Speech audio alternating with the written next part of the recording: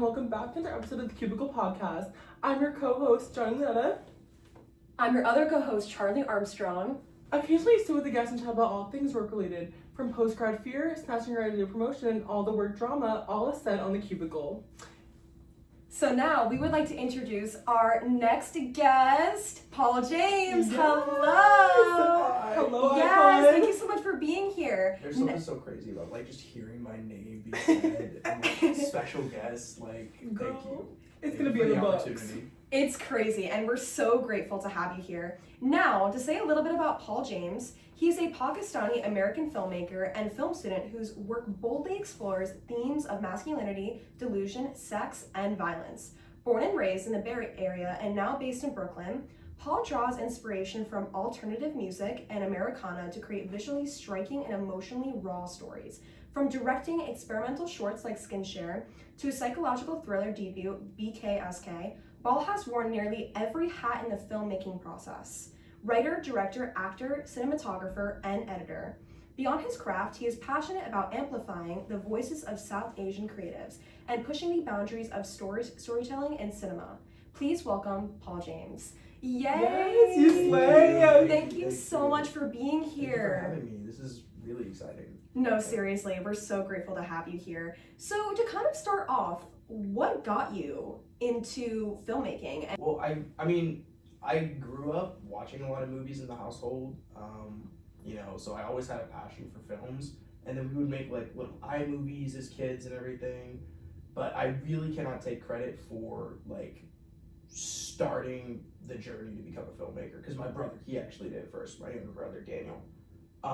He started off with making films and writing scripts, and I sort of just started tagging along when we would go out on shoots, and then we would just sort of I don't know, it sort of just spun into okay, let's just start making stuff together, because initially with the first short that we shot together, I was really just a sort of a PA, right? Because he was doing it mostly with our cousin, but then our cousin dropped out of the shoot, and they were acting in it together, right? So I had to pick up the slack, so to speak, and step into the role that our cousin dropped out of. And from there, I sort of just, I don't know, fell in love with filmmaking. It just the process clicked for my brain and just seemed like the right path. Initially, I was into fashion, and that was really cool for a time. And I owe fashion a lot of credit because that gave me a certain visual eye that I carry into my work. But I feel as time went on and I started to apply for schools, I applied here to FIT, I applied to the new school, of course, for fashion design. But during that process, I sort of just realized okay, this is not really what I'm actually passionate about. I just putting on fits, I just clothes. I like looking good in outfits, I don't like making clothes. I'm not as passionate about that as I am making films, So it just seemed like a natural fit to just pivot from one to the other. Yeah. No, that's so iconic, and it's so crazy how you kind of just fell into the film industry, and it's really what you want to do. So that's definitely a sign, and you're already killing it. You have two films out, yeah, and you're just gonna keep getting better and better. And you can always incorporate fashion into your filmmaking. Yeah. And if you're still passionate about that, why not do both? Yeah, definitely. About fashion, what so you started off with that kind of was your background. You applied to FIT in the new school. What made you steer to the new school over FIT? Do you want to tell us what your decision was? I didn't get into FIT. Oh, really? Yeah. You so didn't? I just went to the new school instead, which is okay because the new school was my first choice anyways. So, I'm very blessed to be over there. But yeah, that was the main decision. And then, yeah. No, that's so fair. It can get really competitive for the fashion design program at FIT from what I heard. A lot of my friends, and your friends too, they're fashion design students, and their acceptance rate is 7%. Yeah. Yes, those girls be in the lab all day, girl, it's Sheen up in there. No, okay. But yes, I'm about to go to the admissions office, let Miss Paul James in FIT, come on. Do we film major?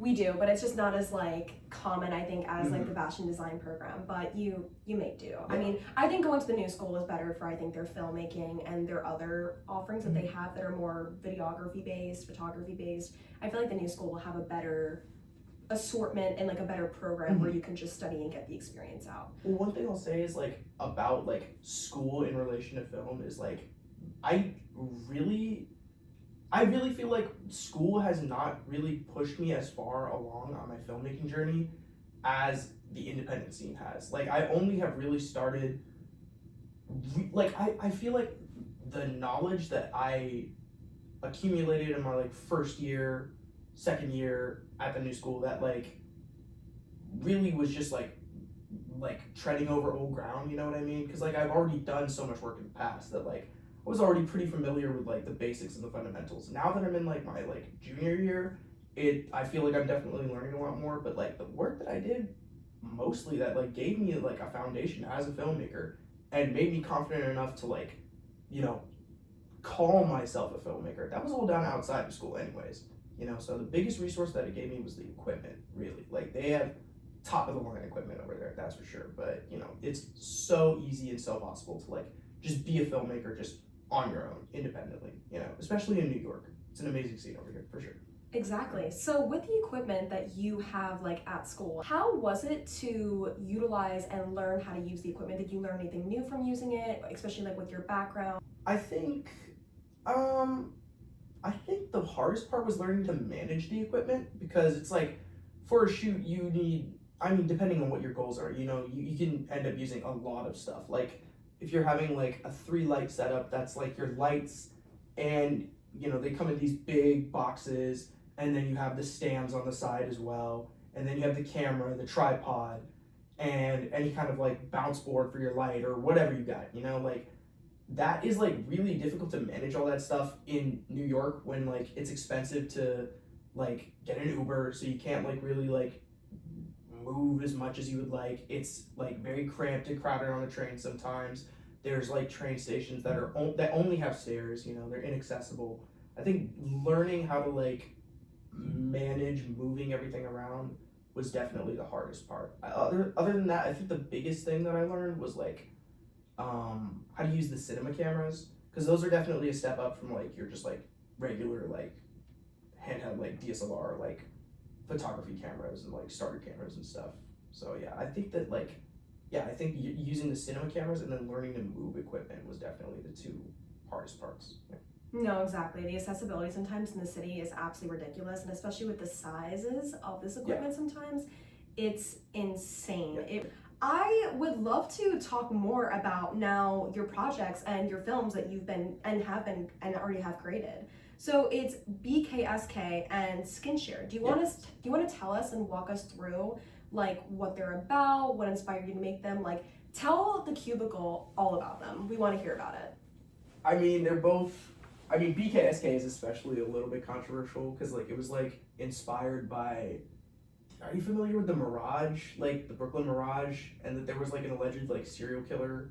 Oh yeah, I think I've heard about that. Yeah. So like that was like inspired by that, and then my brother had the idea that like, oh, I'm gonna write a script about this, like inspired by this, right? Because I don't know, he came to visit me over here, and then we were just going outside and hearing about that nonstop, you know. So that was like really like the driving force behind that, and it sort of just spun from there, and like I added a little bit of my flavor to the script, and we just took it off from there. It was really really inspired by that singular event. Even though the story itself doesn't have much to do with that, that was definitely the inspiration, you know. And that definitely like you could see like hits of that in there for sure. Yeah. I love that. And do you think like since New York City being such like a bustling place and like having so much energy and creativity that helps you like come up with more ideas for your short films and like really get the energy and ideas flowing? Yes, definitely. Especially like being around other creatives and hearing their ideas and stuff, and like knowing the history of the city, like just the different influences and the different like cross sections of cultures, you know, and subcultures as well. I think it's like definitely very like creatively conducive environment, especially in Brooklyn. Brooklyn is very much like that for sure. Yeah. No, I love that. So, do you have like any advice for any like baby filmmakers, like any people just starting off in the film industry, or who just want to get outside and just make something on their own? Yes, I mean, I could go on for hours about like Please do. about like the mistakes that new filmmakers make and such. I think that like my biggest one though is that people definitely they need to like write what they can shoot. Like I love sci-fi, I love fantasy, I love all kind like period pieces. I love that kind of stuff, right? But sometimes it's just not realistic to shoot. Mhm. I think that like for somebody, if you're just starting out and if you are like shooting something that is budgetless, the best things you can try and do are really like delve into your writing and write like something that's like grounded in reality and something that's like compelling,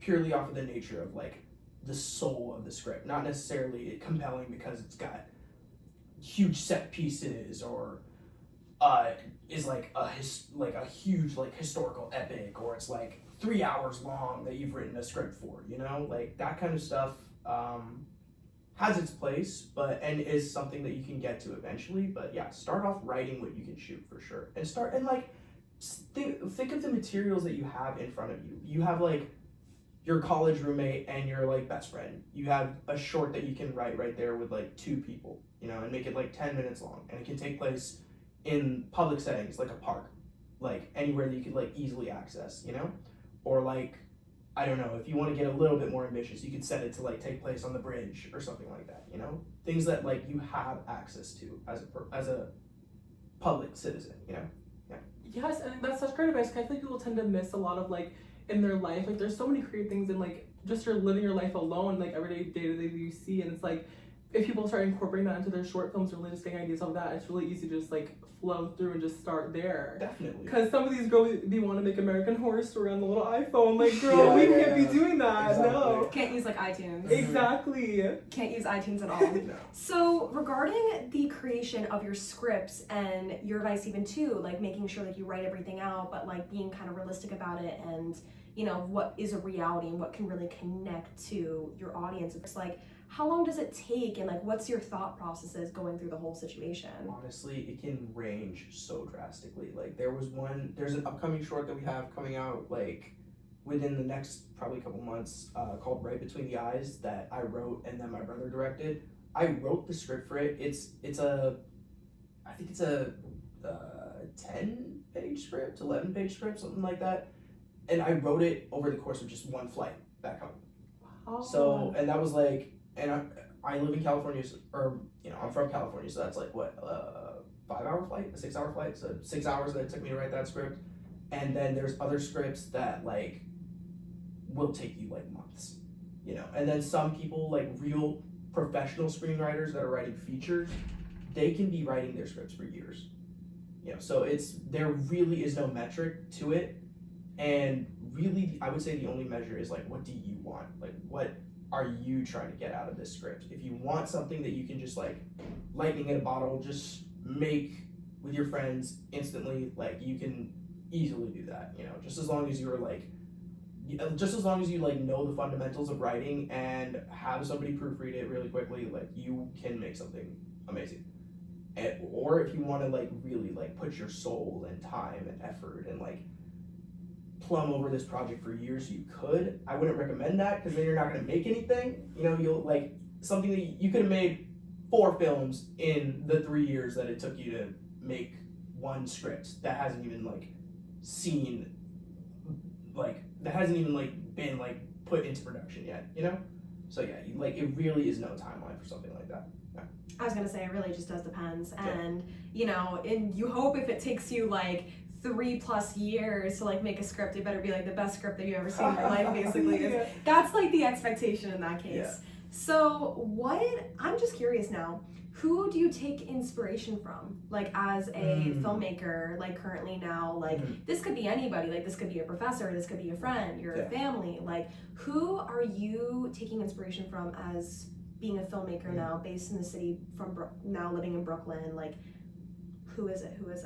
My inspirations are pretty varied, honestly, and like a lot of filmmakers will cite other filmmakers as their inspirations, but like I'd say that like my key inspirations are mostly like musicians and artists. Like I would say Typo Negative is a big inspiration for me. Marilyn Manson is a big inspiration. There's like a music video that I pull a ton of inspiration from, and it's the Tainted Love Marilyn Manson music video that they did for Not Another Teen Movie. That's like so niche, but like yeah, that one video is such an inspiration for me. And shout out to my brother for putting me on with that one. And then I would say as far as filmmakers go, I would say David Lynch is very big for me because I love surrealism. Surrealist art is really powerful for me. And then artists as well, like I guess Yves Tanguay, that's a pretty influential one. Yeah, I don't know. I think it's pretty varied. Like it's not just filmmakers. Like Quentin Tarantino, I guess that's another big one for sure. Family members. I guess my dad. My dad's a big inspiration for me for sure as well. My grandpa, my grandmother, my mom for sure. My brother. Yeah, my whole family is a big inspiration on me for sure. Yeah, definitely.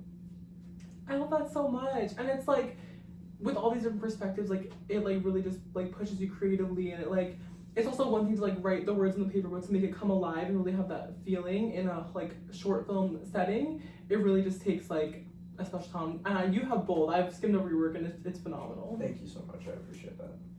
No, for sure. It's great to take inspiration from like your family, and like me too, like with all like different things that I do, like, and just like a lot of it comes from just like being inspired by your family members and other people that are like in your community that make you like feel uplifted to want to keep working and keep up your craft. Oh yeah, definitely. And the other thing is like inspiration like comes from like the most random places sometimes, you know? Like I'm inspired by like just the most like random shit sometimes. Like there was like might be so niche, but like there's this like YouTuber named Wendigoon.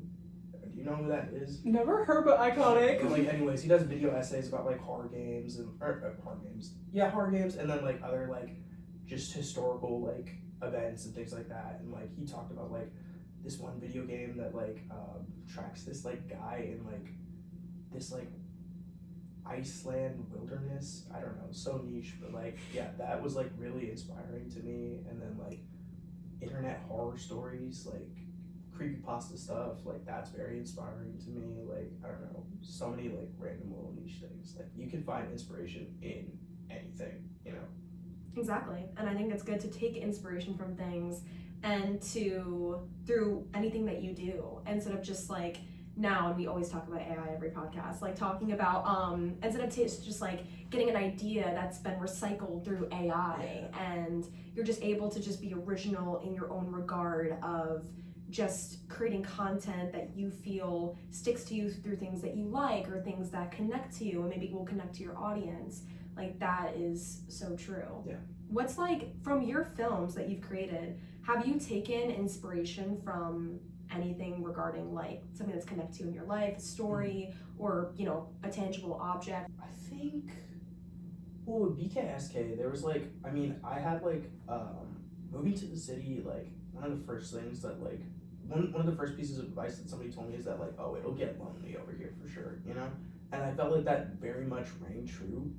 But also there was like an aspect of like life when I first came over here where like it was like kind of a self-induced loneliness. Like I had like opportunities to go outside and everything, but just didn't feel like it, you know? It just didn't hit for me for some reason.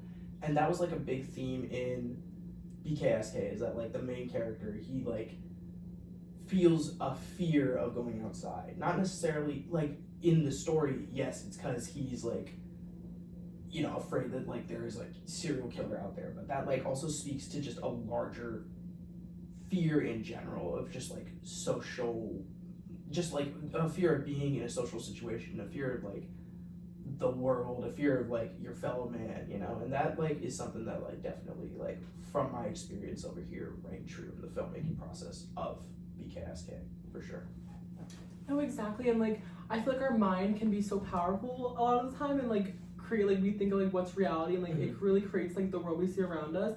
And it's crazy because I feel like a lot of humans like nowadays, like they really just like get in their head like, oh my god, like they see almost everyone as like competition or like as like someone that's like out to get them. But in reality, like we all should just be trying to survive, girl, and like we're all just trying to get by and just live our lives, like for real. Yeah. But no, yeah, I totally get that, and that's a great theme, like because it also correlates to the fear, because some people actually like physically can't go outside because they're so like just like wrapped up in their own mind, like agoraphobia. It's like it's crazy what like your mind can really tell you about you know, like what you think about like a perception of your life, and just it's crazy out there. No, it really is. And I want to talk about, so a lot of your films contain, you know, themes of masculinity, delusion, sex, and violence. How do you approach these heavy topics in your film, and like how do you make it like personal to you, if you don't mind sharing, but also relatable to your audience, and that could also be going through similar topics or similar things that are related to your themes? Okay, have you seen this, like, I'm sure you've seen this like online, that like somebody will post about like a random niche experience, and then everybody in the comments will be like, oh my god, me too, me too, me too. And then eventually people will say, wait, is everybody just like living the same life? You know what I mean? I feel like that just seems like generally true. Like our experiences can be very individual, but but they're individual in the sense of the details, like the structure of a certain experience. Like let's say like, oh, I got kicked out of I got kicked out of the house, not me personally, but like somebody got kicked out of the house as a child, right? Or as a teenager, and they like got kicked out for XXX reasons. Somebody else may have gotten kicked out as well, but for completely different reasons, you know? So I feel like that, like looking at the structure of an event and not like the details of it, is what you can do to like make your topic sort of relevant to an audience, while also like and then like using the details around that specific event to like push your sort of like artistic perspective. Does that make sense? Yeah. No, exactly. I would say that that's like, yeah, definitely. Yeah, no, for sure. That's a really good point to make, where it's like these, because it's like a lot of people, and you see it through social media, people will make this like relatable video, relatable content that could have a heavy or sensitive topic to it that you are posting and publishing on the internet for everyone to see. But you do see the commonality of how people do live with these topics, or themes in their lives, and they have a story or they have a circumstance that really affected them, but they make art out of it. That's their way of expression and coping, or you know, to kind of trauma bond with somebody else. Like that's too. Have you seen like, you know, when you've seen it on social media where it's like you see that and you're like, oh my god, like me too, I relate to this, and it may have helped you kind of like make your content, or help to kind of like maybe highlight and remember like certain points when you're making it? Like, what has social media been that tool for you in that sense? I'm sure it has, although I couldn't like pinpoint a specific moment. I know that like social media though in general has definitely been a big influence for me, because like I would not have been able to find out like so much of the filmmaking process if it wasn't for like YouTube videos, and then like Instagram accounts that like give you free advice. You know, there's like a treasure trove of just knowledge out there. And then like social media is really good in the respect of like building community. You know, like I found out about a lot of like free events for filmmakers, like made a lot of connections through events that I just found on social media, or communities that I discovered on social media. So yeah, I would say that it does, like it definitely has its place in this process. Yeah, for sure. Yeah, no, for sure. And I'm curious now, so you love alternative music, you love Americana based music. How do you integrate that into your filmmaking? Like, is it the ideas? Is it the actual songs itself? Like, how do you kind of incorporate it in there? I would say it's primarily the aesthetics and then the themes, because like I talked about Type O Negative. That's definitely my favorite band, and they talk a lot about themes of like sex and violence, which are like things that like, and then the intersection between the two, and those are like themes that definitely resonate with me, and are themes that are like very present in my work. So I would say that it's like the themes that the artists that I like tackle, and it's their aesthetics as well, because like my visual style is very dark, moody, sort of like almost like blue wash, like very like edgy, heavy shadows, you know, like low key lighting and stuff like that. And I feel like that is like very present in a lot of like alternative music and like gothic music primarily. And I feel like that like the biggest, like the best examples of that are like definitely Type O Negative, like that. They blue wash and green wash a lot of their like visuals and stuff, which is something that like I've definitely incorporated a lot into my work.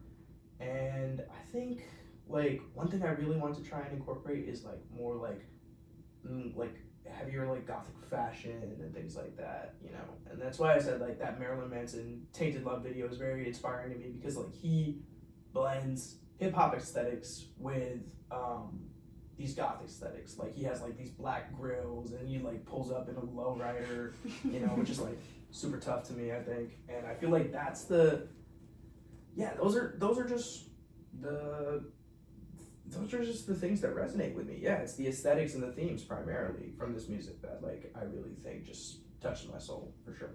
Yeah. Do you think you take these themes to like resonate with like people who have like real world experiences with these kind of things, like say like domestic violence or like those kind of like heavy topics? Like do you like kind of want to portray those like feelings, like reach that audience and be like, oh, like I see you kind of vibe, like you like, yeah, like do you like take those themes and like want to like incorporate it into like trying to connect with real world people and individuals with the same experiences, or just because like you like overall like the aesthetic? I think, well, I feel like it would cheat in the theme if it was just purely because I like the aesthetics of violence, you know, which is, I mean, you can appreciate that. Like that's like something that Quentin Tarantino uses. He appreciates the aesthetics of violence, you know, the colorful blood and everything and such. But I feel like, yeah, no, I definitely want it to be more so about like, not necessarily like I see you, but more so this is a reality that like somebody has experienced, or this is a reality that I have experienced that not, how do I say this? Like, it's not necessarily I see you, more like, hey, this is present, and if you see it, you see it. Mm-hmm. You get what I mean? Like, I'm not trying to sugarcoat it. Like, it's a real thing that's happening in the world. And I'm not trying to like put a spotlight on it. Rather, it's more so like this is the reality. Take from that what you will.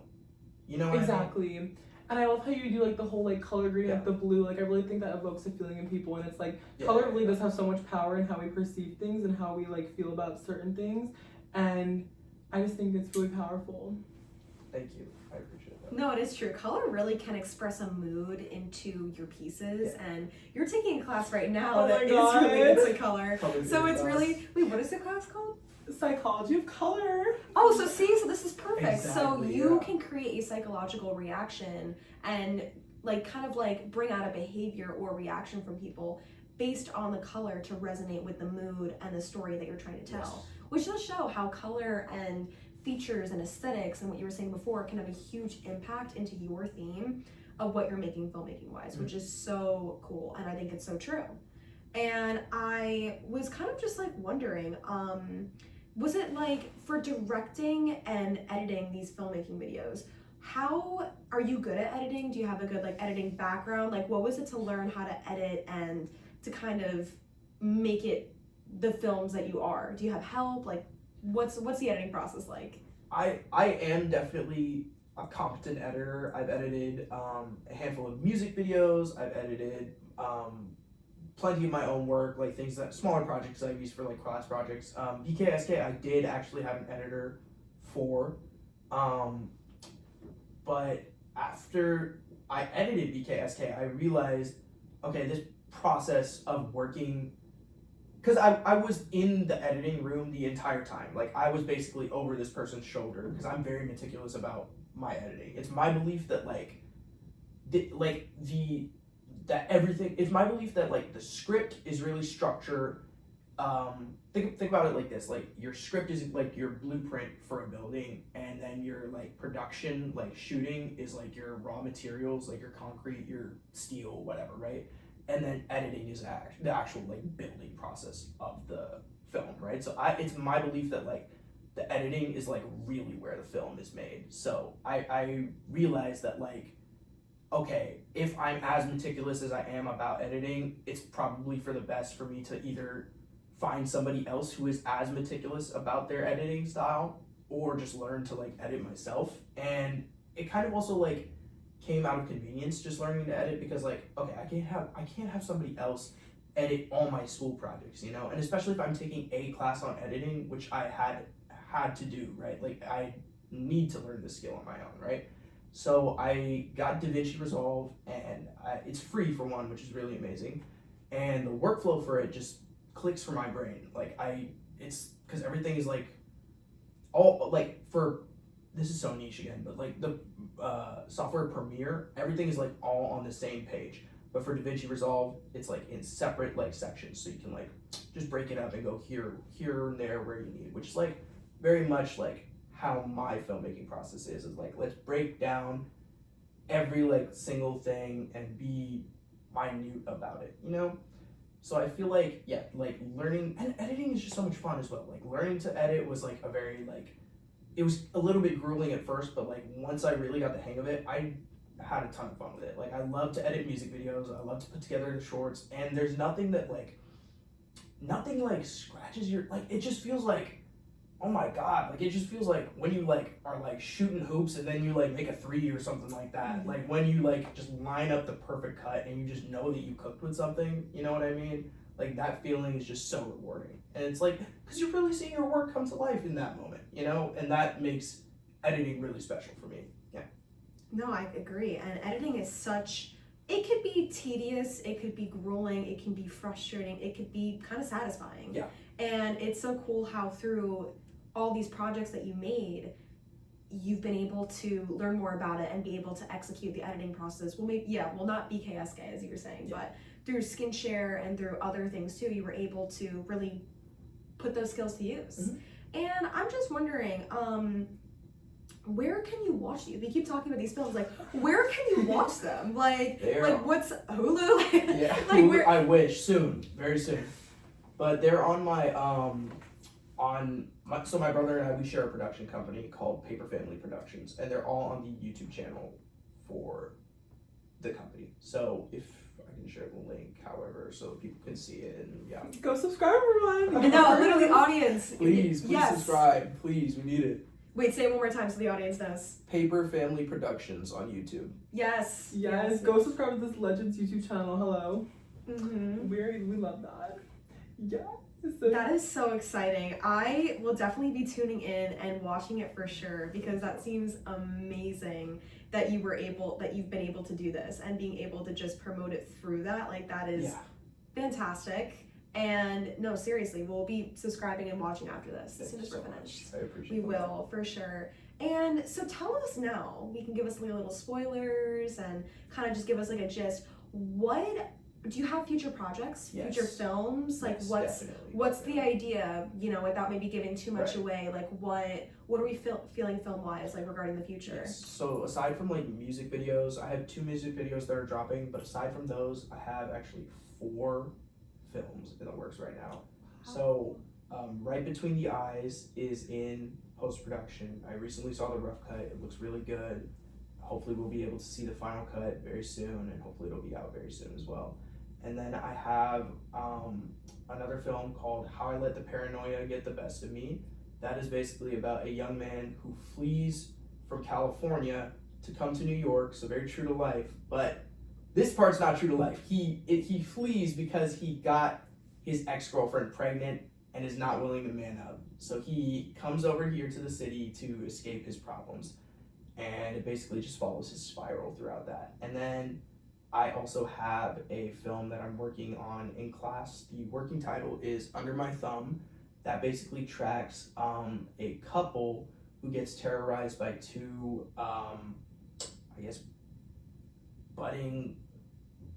they're like thieves who decided to make the jump from thievery to cold-blooded murder. And it basically sees how, I don't want to spoil it, but it basically just sees how their like first interaction, the couple and this couple of killers, goes down.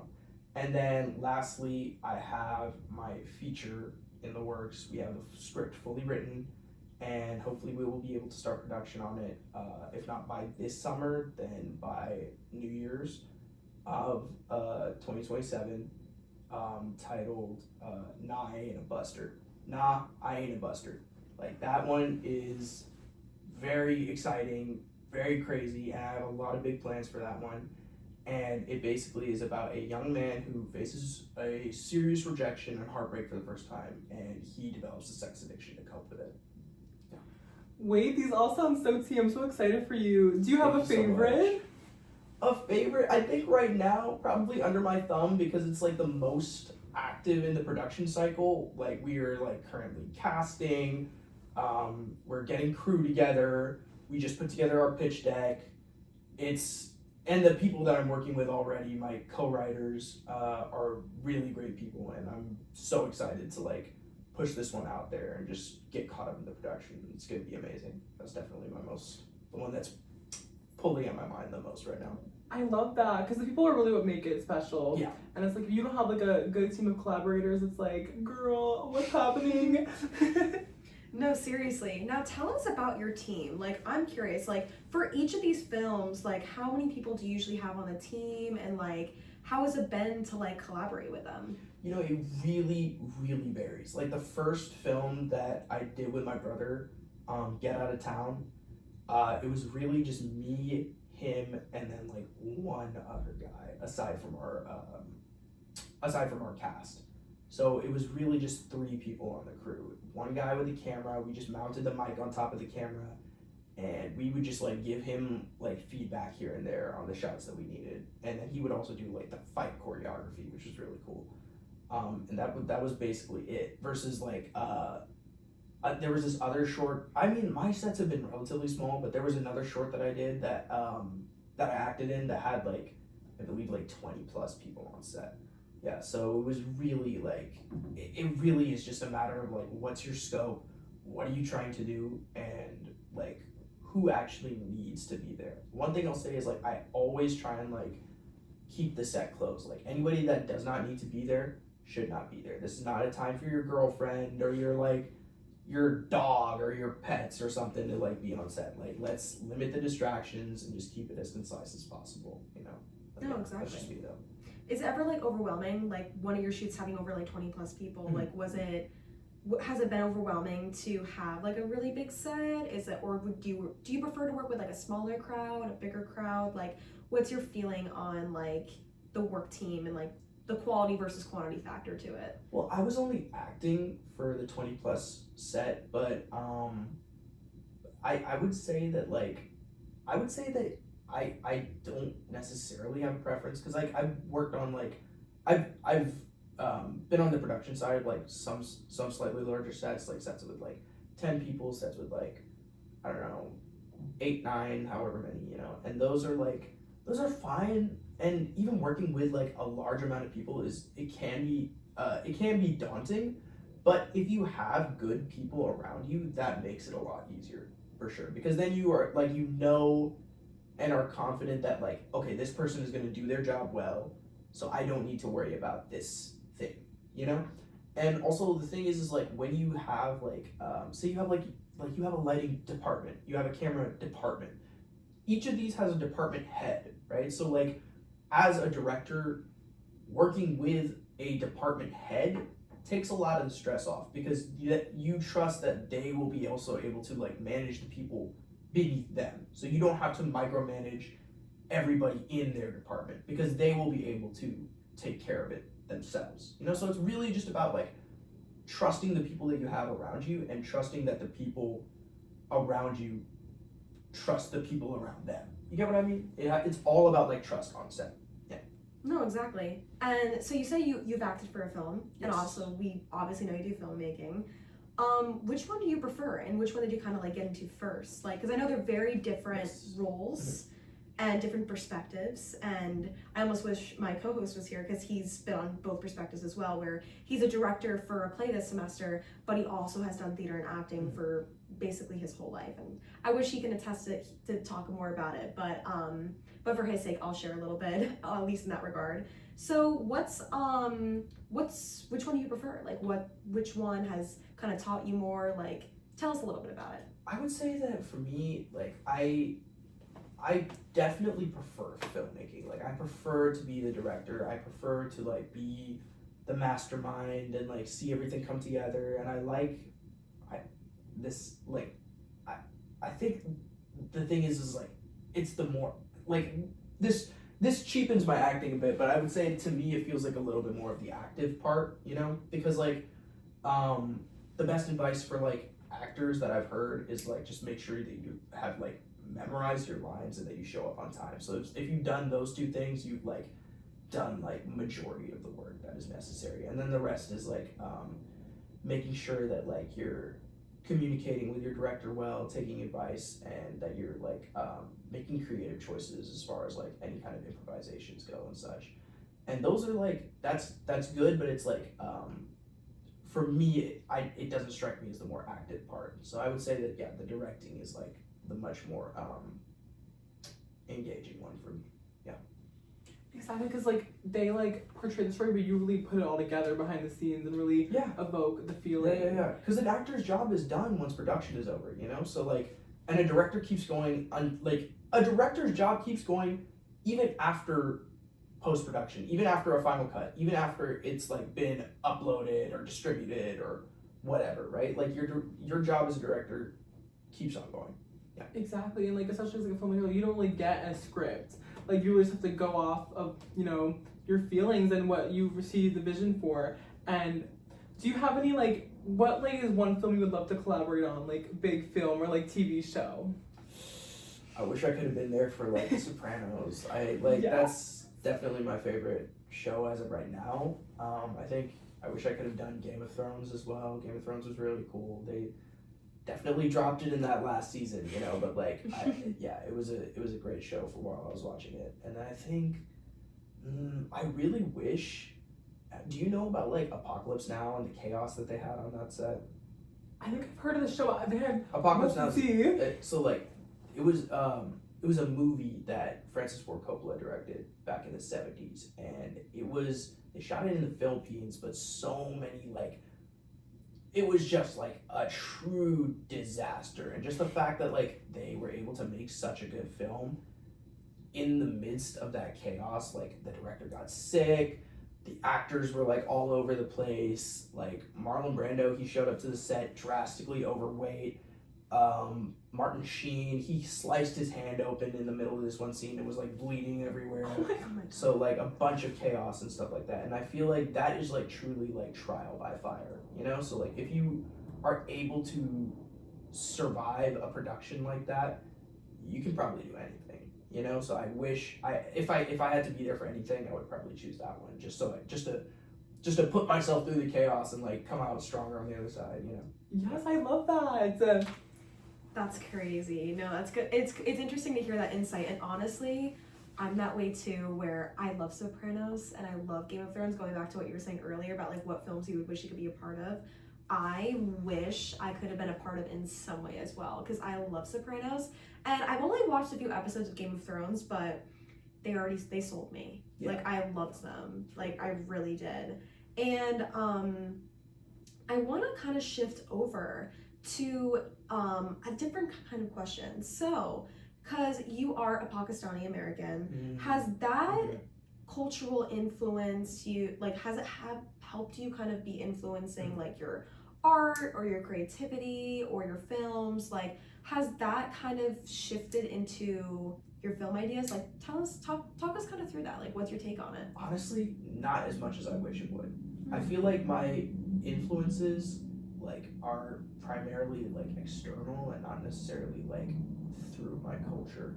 But there's so much beauty to be found in my culture that I'm like so proud of, and I really like, my goal is to really like elevate South Asian voices, because I feel like we are definitely like underrepresented in the filmmaking space, especially like and this may sound super controversial, but like I seriously feel that like South Asian men are underrepresented in comparison to South Asian women, because I can name many more projects that are female led, that elevate like South Asian women, that, and I can name so many more people. I can name so many more South Asian female creatives than I can male, right? And I feel like that is something that I would like to see more of. Like, I would like to see more guys that look like me. I would like to see more people that like sound like my dad or my grandpa or my uncles and such, you know. And I feel like that's lacking, at least right now. So yeah, that's definitely my goal, is to elevate those voices for sure.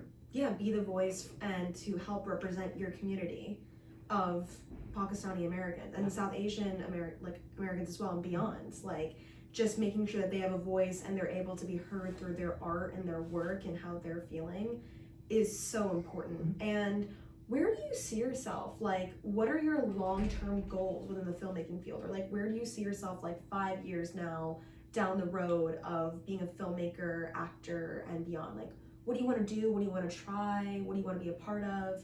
What films do you think you want to make down the road too, other than your 4 films that you're working on right now? Like, tell us a little bit about that. I would like to, ideally I would like to be directing for a living, and, you know, of course, writing and producing, and I would like to ideally like really lift Paper Family Productions off of the ground and get us to be sort of a recognized name in the industry. I feel like my goals, like my ambition is not like limited to just production and directing. Like, I would like to be like an industry leader. I would like to be sort of like a mover and shaker within the film industry. I would like to be somebody that like owns his aspects of production. Like, another, I would say, a business influence, and he's super controversial himself, but Tyler Perry is a big business influence because he owns everything. Like, he owns his entire studio, he owns the rights to all of his films, everything. And that's something that like really resonates with me. That is like, I would like to be able to like truly turn my production into like sort of like an empire. Like, I have those big aspirations and those goals. I would like to be able to like be on stage collecting awards and such. Those are great, like that's amazing, awesome, that's cool, but like my big goal is to build that legacy, that foundation, that like that platform that will like elevate people like me, that will elevate anybody who resonates with my work, that will like build something for like the next generation of the James family, that can like really like make a lasting impact on the world. That's definitely my goal. No, and I love your passion so much, and you're gonna get there because you're so like So much. well spoken, and you want it so bad. I could tell. Like, literally, like I see it for you. I really do, and I think that's so beautiful. Thank you so much. No, I agree. You will get there. It is You got this, guaranteed. King. You do. You got Thank this. you. You will be collecting awards. Netflix is gonna be And shaking. Netflix is going to be shaking. They want your films like all I'll over be shouting the out the place. Cubicle podcast when I'm on the stage. for Yes, sure. no, please do. We hope we'll see. But yeah, no, we. So in the storm room, no. I'm Oh kidding. yeah, we're gonna get our own studio eventually. I swear. When we build up our coins, that's gonna be the plan. Yes. I am so excited for you to create that legacy and to make sure that you can get to a spot where you're comfortable, you're happy, you're achieving, you're accomplishing, you're inspiring others. And I think so far you're already at a stage where you're already inspiring people, and I'm sure your colleagues, your peers, those around you, I hope so. that help you to guide you in a direction that will help you and everything. No, it's seriously incredible that you're able to be where you are today and create all these like different films and everything. Do you if you could tackle any genre or go out of your comfort zone to try any other different types of film or beyond, what would you do? Like, what would you do? That's a great question, and I know the answer immediately. It is an action movie. I would love to do a proper action movie because that's what I was raised on. My dad showed us all the like 80s action stars, Arnold Schwarzenegger, Stallone, even like the lower ones, like Steven Seagal, you know, Chuck Norris was big, Bruce Lee, all that stuff. You know, I love those types of movies, and I like those are just like they don't make them like they used to nowadays. You know, they're like that today's action movie is like Fast and Furious, you know, which is like colorful, bright, vibrant, and it has its place, but we don't see like the like just edgy like character with just straight up machine gun blowing stuff up anymore, you know. And that's like something I would love to do, and like I've thought about like either like parodying the genre, putting a satire or a spoof or something. It in like the same vein as like Scream was to like the slasher films, you know. So if I could do something like that for an action movie, that would be amazing, you know. But that's gonna be so difficult, and like budgeting and like especially to shoot in New York, if we were to try and get like prop firearms or something, would be so difficult to do. But like, yeah, we're gonna figure it out. We'll get there. No, you're gonna get there, and it's like as long as you love what you do and you're really passionate about it, like you can do anything. And I think that's a great idea, adding like the comedic relief to like these action films to kind of take off the pressure and be like, oh, it's actually not that serious, you know, because it can be a little intense for some people. But I think I would like the comedy idea. I think you can definitely go far with that, and the girls are definitely gonna be fighting. The girls, bitch. No, seriously. So obviously we know that making connections is always super important no matter what field you're in, and I'm sure in the filmmaking field it's extremely valuable and of use as well. Have you made like any connections in the filmmaking field that has been great for you and maybe you can utilize in the future to make your action movies, like, or even your other films? Like what like influences or networking events or connections that you've had when you have been in this industry? Yeah, so like I mean those like events and stuff cannot be understated, because there was like one of the first events that I went to was this thing called the Failed Film Festival. The whole like idea was it was like a film challenge. You just get together in these groups and just make like whatever you can over the course of a month and just put it into the festival, see how you do and everything, right? And through that, like that was like I think it was September that I signed up for that, and August that I had moved into the city, so still like super fresh. And through that I made like some like lasting friendships, like friends that I'm like people that I'm still friends with to this day, who have like one of my like co-writers on BKSK and like one of my like most consistent collaborators, I met him through this event. And the director of the 20 person production short that I told you about, that I also met him through this event as well. And the DP that I use for BKSK, I met him through another filmmaking event.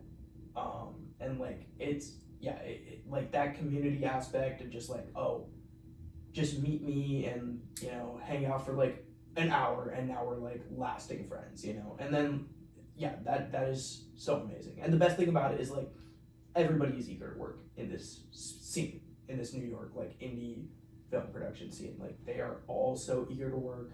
They're also like excited to meet you. It's amazing. I love that for sure. No, exactly. And do you have any advice for those that are maybe struggling to make connections, or just kind of want to figure out like what to do, how to approach it, like how to approach people? Like, do you have any advice for that connection wise? If you are comfortable with it, buy cigarettes, because cigarettes is like an amazing way to meet people. Like I have met so many people like just by asking if I can bum a cig from them, or just like by handing them a cig from myself, or asking them for a light or something like that.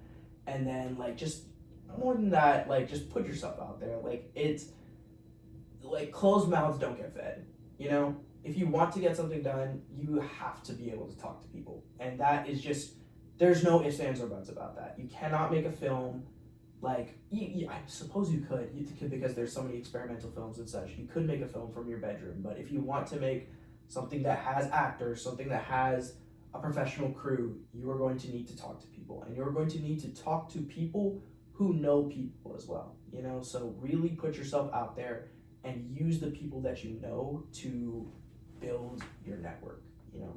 Those are just essential. So true. And I feel like some people are scared to network because they're scared of like being judged, but like especially if you have like the same like creative ideas and like hobbies as someone else, like there's really no space to judge. I feel like a lot of nowadays people base things off of just like physical looks or like what you have. Like, no, we can all just like kiki and like have a good time. Like, Definitely. and who doesn't love a smoke sesh?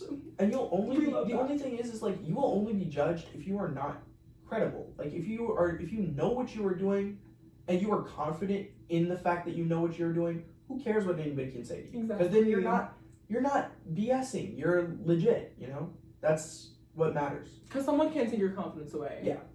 Like, no matter how hard they try, if you know you're that girl, be that girl. Exactly. Exactly. No, it's so true. Confidence is really key, and you know what? If they don't like you, it's always Who like, cares? If they don't like you, they don't matter. Because they don't like themselves. Like, I wouldn't even it's want their to work loss. with you anyways. Like, if you don't like Exactly. me. You can go work with somebody else. Girl, Like, you're gonna be a background Yeah. character. Exactly. Yeah. No, it's so true. and being mean does not get you anywhere. That makes you no friends, you know? Makes you no friends. It's gonna be 100. Like it's gonna be at least 75% higher, more difficult to make any connections and to really have success in the field if you're not nice. That was another Because no reason one wants why to be a nice person. that was another reason why I pivoted from fashion design to film. There's too many egos in fashion. Everybody like wants to like be the next Playboy Cardi, just like ego everybody. Like let me be so mysterious and cool and edgy. And it's like you can keep those dark vibes and still be a nice guy. Like that's what I try and do, you know? Like And you are that. You are emulating. You're emulating those vibes. No, it's for sure. And I also have a bonus question. It's actually from I'm not gonna say it's anonymous. okay. But Okay. someone asked about your nickname, Polly the Tiger. Okay, so it's not that anonymous. Okay. That's it. That's if I direct. See, I have an attachment to that nickname, definitely. But that nickname is very I don't use it because it sounds like very martial arts movie coded, you know. So if I direct that action movie, that will be distributed under Polly the Tiger. Yes. No, it's Gotcha. iconic. Yeah. Is there any like context with that name? Like I feel like we need a little more context with it. It's just No, there is No? no context. I don't know. If there is context, I don't know it myself. Oh, I see. So, I want to end with a question. Yeah. And we kind of were talking about it before. For those that are listening, our audience, us, and beyond, aspiring filmmakers, even filmmakers that are already in the big leagues right now, what is your advice to really getting into the field and to make something of yourself and navigating it? Like, do you have any advice for those that are kind of starting out and figuring out what to do when you're not only figuring it out, but you're also doing and you're coming up with the ideas and you're putting it all to life? What advice do you have for those that want to actually get into the field if they're not already in it? There is this one piece of advice that every single filmmaker says. Like they all, even the big dogs, like Steven Spielberg has said this before. Like they all say that, oh, whatever it is, just make your movie. Even if it's on your phone camera, you can go out and like do this and do that. I agree with that sentiment, but I would also say push as much as you can. Don't ever phone it in, because yes, you can just like get on your phone, record with just your phone audio, whatever. I would say really, if you really want to do this, stretch yourself and stretch yourself thin, because like phoning it in will get you nothing. You know, if you want to make a film, use your phone, yes, but take the time to invest in mics or source them from somewhere. If you want to make sure you have an understanding of lighting. Do your homework, okay? Don't just try and like turn on the camera without doing any of the homework, you know? Like make sure you understand the way that lighting is supposed to work, the way that audio works. Make sure you have a grasp of like editing, and all of this knowledge is available on YouTube. You can easily find this stuff. So not doing the homework and not doing that, like not doing the research will get you nowhere. And also on top of that, I would say this is more important than anything. Be bold and embrace controversy. Do what will like really catch eyes, like push yourself out there. But make sure you do it with soul. You know, make sure you do that with soul. There are definitely films that like are controversial for the sake of just buzz. But if you're not trying to make a statement with it, it's unnecessary. You know what I mean? So embrace controversy, but do it right. Make whatever you want, but do it right. I would just say, like, do it right if you're gonna do it at all. I love that. And like, do it scared, do it unprepared, but at least do your research. Like, you can literally just get out there anytime and just go for it if you really want to do. Mm-hmm. And that's the beauty of life. You can start whenever. Do it scared is great advice. That's absolutely key. Do it scared because everybody is scared. And if you want to network, do it scared. If you want to like make anything, do it scared. That is great advice. Exactly, because better than not doing it at all. Yeah. Because so cliche, but girl, you just gotta. You don't know if there's gonna ever be tomorrow. Tomorrow is promised to no one. Yeah. So if you don't get out there and really just chase your passion, chase what you really want to do in this life, then when are you gonna start? True. Okay, everybody, so that concludes our 5th episode of the Cubicle Podcast. Yay! Yes. Thank you so much. Thank you so much, Kate. It was such a pleasure to have you on the pod. You did an amazing job. You guys Yeah. were an amazing host. Like, I love the questions. Oh my Thank you so God, much. yes. You were so iconic. I flopped, but No, you did great. No, seriously, Okay. better than me than my first time. Yeah. And then, if you're interested, please watch this episode, give us feedback, and stay tuned for next week for our next guest. We're all of a sudden the Cubicle. Bye, Bye, Antiques guys. Associates. Bye. Subscribe to Paper Family. Please. yes, Paper Paper Family Family on subscribe. YouTube.com.